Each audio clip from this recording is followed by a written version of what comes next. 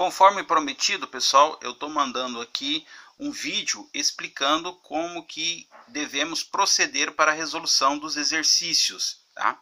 Bom, eu escolhi aqui como exemplo, né, hipoteticamente, um número de chamada que seja igual a 40, logo o meu NC será igual a 40, ou seja, onde aparecer lá no exercício NC, eu vou utilizar o número 40.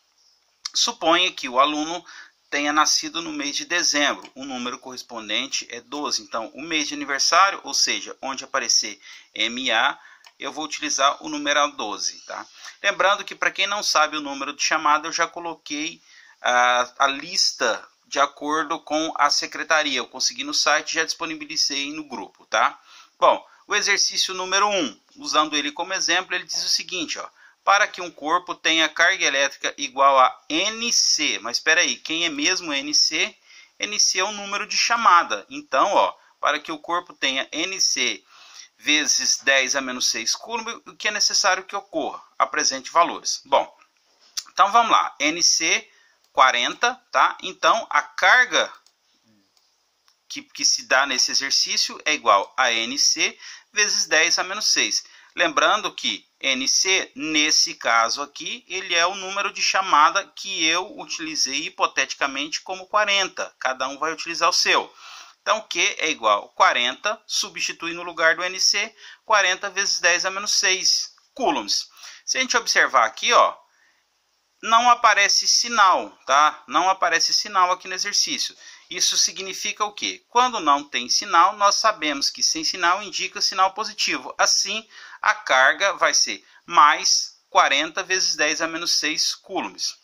Quando ocorre a carga elétrica ser positiva? A resposta é quando o corpo doa ou perde elétrons, ou seja, quando ele tem excesso de prótons.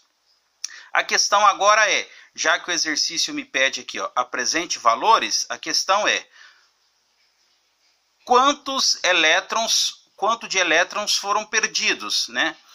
Bom, um corpo que possui carga elétrica positiva, ele possui excesso de prótons. E aí a gente vai utilizar a equaçãozinha 1, que está lá no nosso caderninho de física, né? Que é essa aqui, ó. Q é igual a N vezes E. Lembrando que Q é a carga elétrica, N é número de prótons ou de elétrons em excesso, e o E é a carga elementar. Lembrando que esse cara ele vale mais 1,6 vezes 10 a menos 19 coulombs se eu tenho excesso de prótons e menos 1,6 vezes 10 a menos 19 coulombs se eu tenho excesso de elétrons.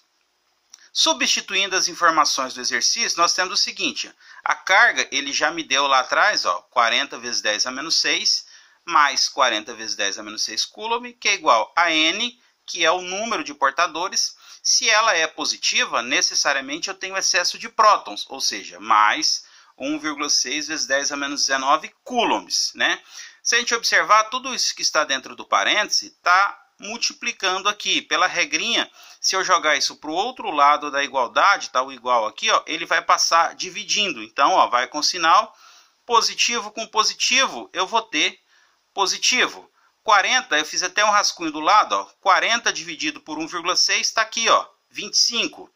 E aí eu faço o seguinte, quando é divisão, é o de cima menos o de baixo. Então está aqui, ó, menos 6 menos 19. Então está aqui, ó, menos 6 menos com menos dá mais, menos 6 mais 19, eu vou ter então 13, tá? Ou seja, esse corpo ele tem um excesso de 25 vezes 10 a 13ª prótons. Finalmente, para que ele tenha um excesso de 25 vezes 10 a 13 ou a 13ª prótons, ele deve 2 pontos. Resposta final. O objeto, para que tenha aquele valor de carga elétrica, que é mais 40 vezes 10 a menos 6 coulombs, ele deve perder 25 vezes 10 a 13ª elétrons. Ok? Muito obrigado, bom trabalho.